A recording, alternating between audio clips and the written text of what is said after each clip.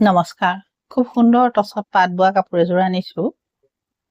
আপোনালোকে ভাল পাইছে কাপোৰটো পছন্দ হলে তেতিয়া ল'ব পাৰিব পিওৰ টছত পিওৰ পাত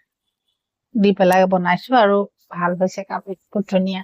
টেক্সচাৰটো খুব সুন্দৰ হয় কাপোৰৰ কালাৰটো চাবচোন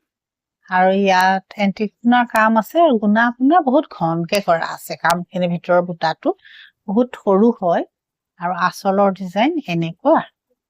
আৰু পাৰি কেইটা এইকেইটা পিওৰ টছত পিওৰ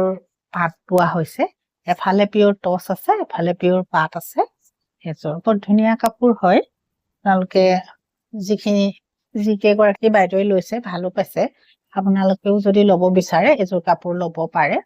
পিওৰ টছত পিওৰ পাত পোৱা খুব সুন্দৰ কাপোৰ আৰু এইটো এন্টিক গুণাৰ কাম